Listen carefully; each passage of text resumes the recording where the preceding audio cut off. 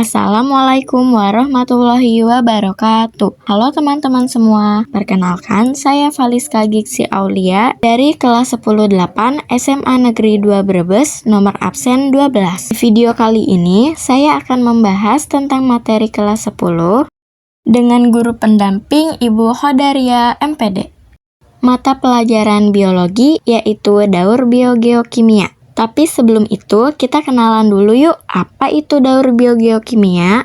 Jadi, daur biogeokimia adalah peredaran unsur-unsur kimia yang ada di lingkungan melalui komponen biotik atau makhluk hidup kembali lagi ke lingkungan. Pada umumnya, daur biogeokimia ini terbagi menjadi 5 macam, yaitu ada daur air, daur sulfur, daur karbon, daur fosfor, dan daur nitrogen. Akan tetapi yang akan kita bahas pada video kali ini ada 4 macam daur biogeokimia saja, yaitu daur sulfur, daur fosfor, daur karbon, dan juga daur nitrogen.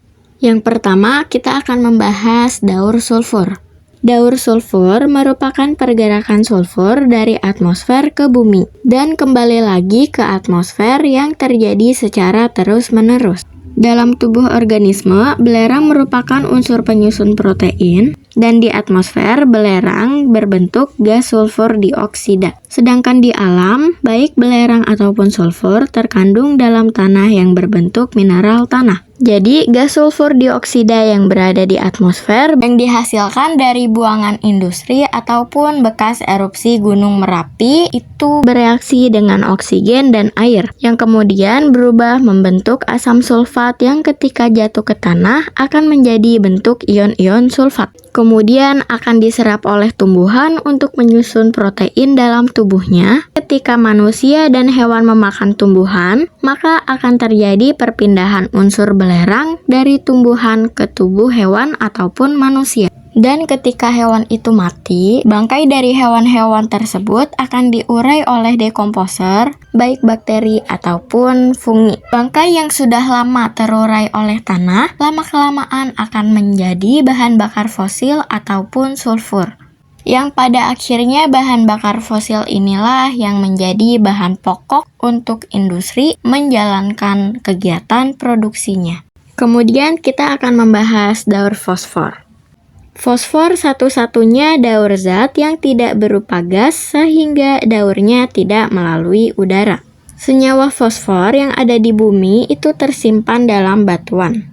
Tetapi sebagian besar fosfor mengalir ke laut dan terikat pada endapan di perairan atau dasar laut. Begitu sampai di laut, hanya ada 2 mekanisme untuk daur ulangnya ke ekosistem darat. Salah satunya melalui burung-burung laut yang mengambil fosfor melalui rantai makanan laut dan mengembalikannya ke darat melalui kotorannya. Baik kotoran ataupun bangkai hewan itu sendiri akan diurai oleh fungi maupun bakteri, yang kemudian mengalami proses pencucian dan akhirnya jatuh pada dasar sungai. Hasil dari pengendapan tersebut akan menjadi sedimentasi atau batuan baru. Selanjutnya kita akan membahas daur karbon dan oksigen. Seperti yang kita ketahui, oksigen merupakan salah satu senyawa utama yang ada di atmosfer bumi. Oksigen juga terdapat pada molekul air dengan nama unsur kimia H2O dan karbon dioksida CO2. Karbon dioksida ini kebanyakan dihasilkan dari kegiatan manusia, hewan, industri, ataupun erupsi gunung yang membuat sisa-sisa karbon dioksida mengumpul di udara.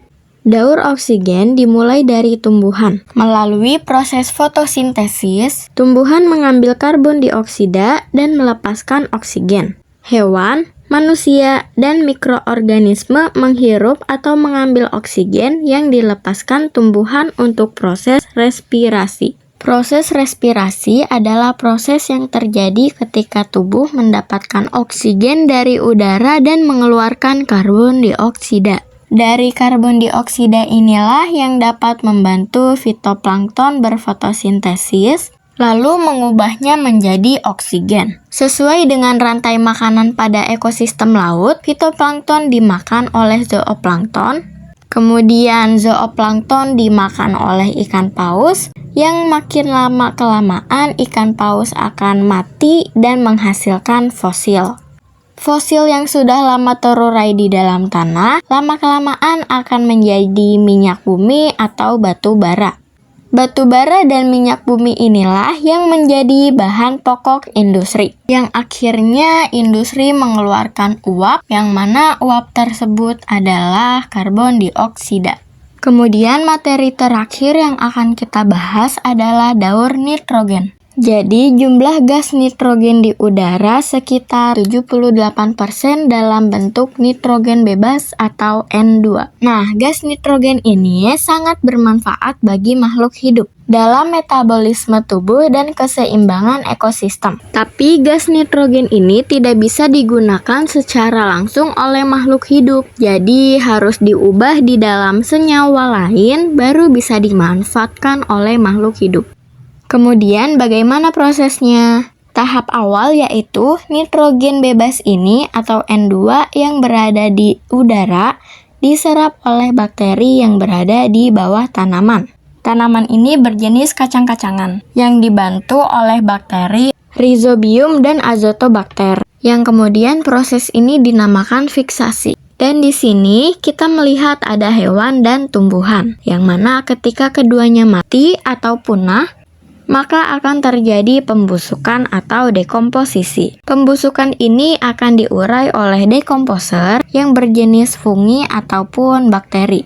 Adapun proses pembusukan ini bisa terjadi melalui dua proses, yaitu aerob atau anaerob, yang kemudian menghasilkan NH4+ atau amonium.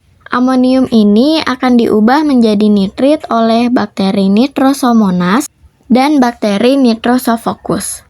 Kemudian nitrit akan diubah menjadi nitrat atau NO3- oleh bakteri Nitrobacter.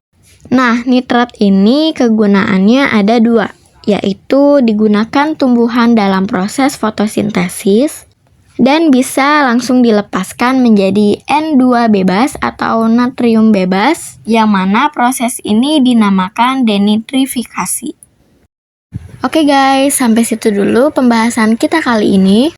See you next time and have a nice day. Assalamualaikum warahmatullahi wabarakatuh. Bye-bye.